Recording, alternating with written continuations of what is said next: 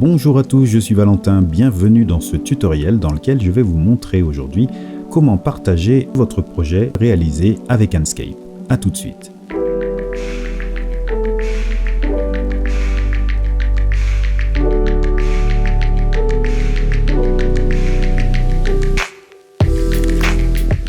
Pour la réalisation de cette scène, à l'exception de la modélisation de la pièce et de certains tableaux, je n'ai utilisé que les éléments de la bibliothèque Enscape, y compris les matériaux.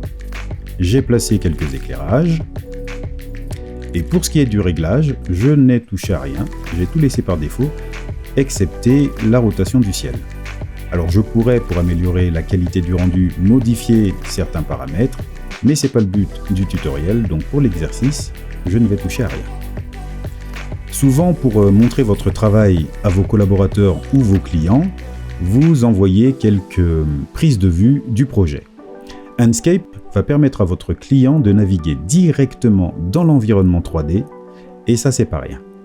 L'une des particularités d'Enscape, c'est sa facilité de prise en main, et même pour le partage d'un fichier, ça se fait en un simple clic. Vous avez deux possibilités. La première, la création d'un exécutable autonome, c'est-à-dire qu'Enscape va créer une sorte de petit programme avec une extension .exe qui permettra à votre client de naviguer dans votre projet en 3D, même si Enscape n'est pas installé sur son ordinateur. La deuxième possibilité, c'est l'export de votre projet directement vers le web. Nous allons commencer par la première option qui est de créer un petit programme simplement en cliquant sur exécutable autonome et Enscape va faire le reste du travail. Le nom de votre export sera le nom de votre fichier avec le préfixe Enscape _. Vous pouvez bien entendu modifier le nom de votre fichier et choisir l'emplacement de l'enregistrement. Pour cet exercice, je vais le mettre sur le bureau et cliquer sur Enregistrer. Le temps de l'export va varier en fonction des performances de votre ordinateur, mais également en fonction de la taille de votre projet.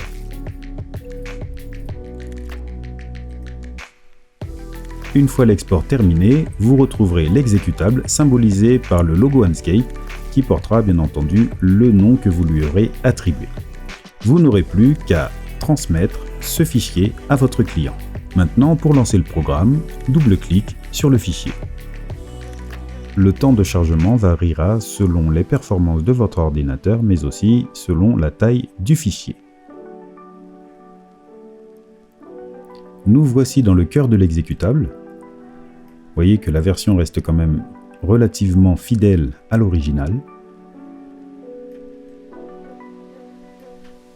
La qualité du rendu est un petit peu réduite, de manière à optimiser les performances pour que la navigation reste fluide sur la majorité des ordinateurs actuels.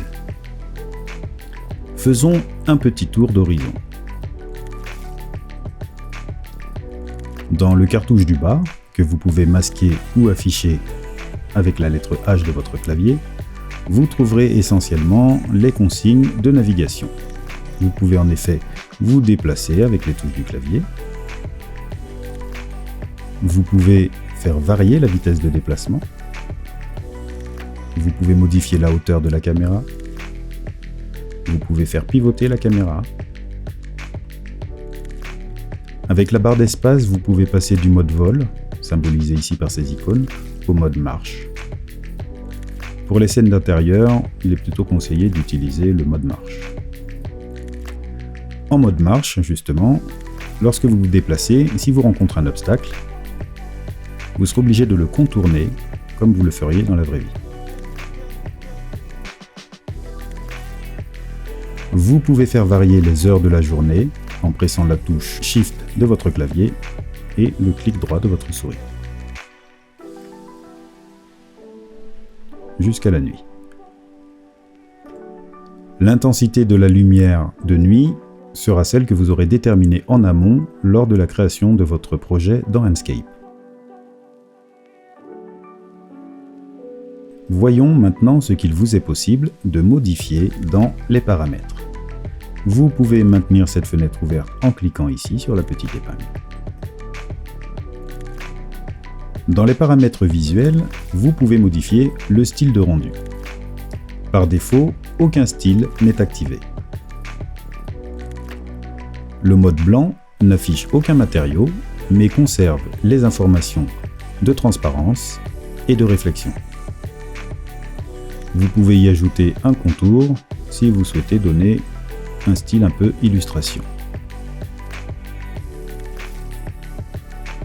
Le mode polystyrène, quasiment similaire, à cela près qu'il affiche certaines zones lumineuses en fonction du matériau utilisé.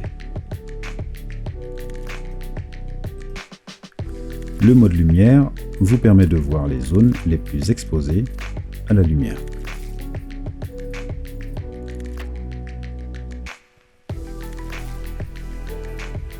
Dans la partie centrale, ici, vous pouvez modifier l'exposition de votre scène. Vous pouvez modifier le champ angulaire. Dans la partie en bas, vous pouvez réduire ou augmenter la qualité du rendu. Attention, plus vous augmenterez la qualité de votre rendu, plus les ressources de votre machine seront sollicitées. Dans les paramètres d'entrée, vous pouvez modifier le comportement de la souris, la vitesse et le lissage de déplacement. Vous pouvez même modifier la taille de votre spectateur. Pour que ça fonctionne, le mode marche doit être activé. Vous pouvez également modifier les axes de votre souris. Et si vous avez une manette de jeu, vous pouvez, et je vais le faire, l'utiliser pour vous déplacer dans votre environnement 3D.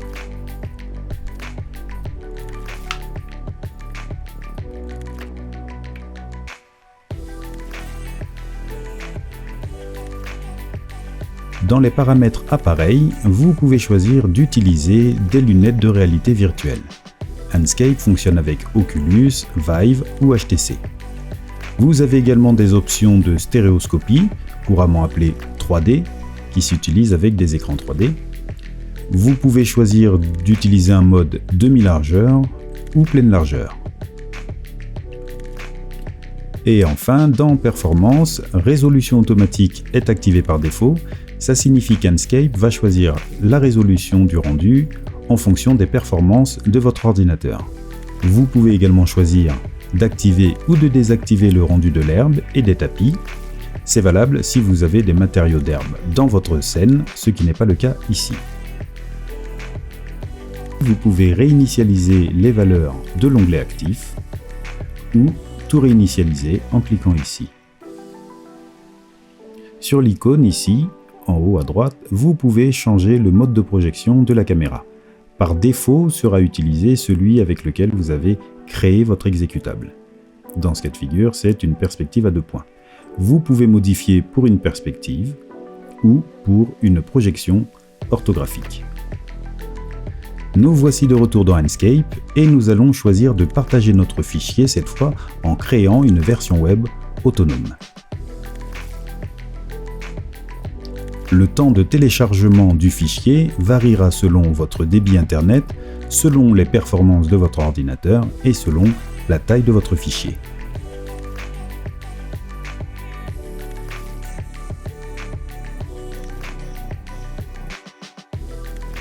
La version web autonome a quand même quelques différences par rapport à la version exécutable autonome, notamment la qualité qui est réduite de manière à optimiser les performances d'affichage mais également les performances de navigation. N'oublions pas que nous sommes sur le web, mais ça reste quand même nettement appréciable. Vous retrouverez les 2 modes de navigation, donc vol ou marche.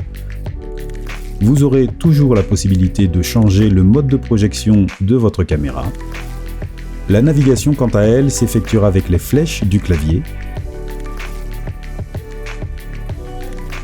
Vous n'aurez plus la possibilité de connecter 2 manettes de jeu.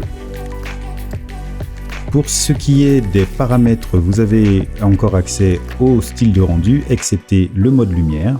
Vous pouvez ajouter des contours, vous pouvez modifier la valeur de l'exposition et le champ angulaire. Dans la partie Input, vous avez encore accès à quelques modifications du comportement de la souris ou encore de la taille de votre personnage en mode marche. Et c'est à peu près tout pour les paramètres. Vous pouvez encore, bien entendu, modifier les heures de la journée.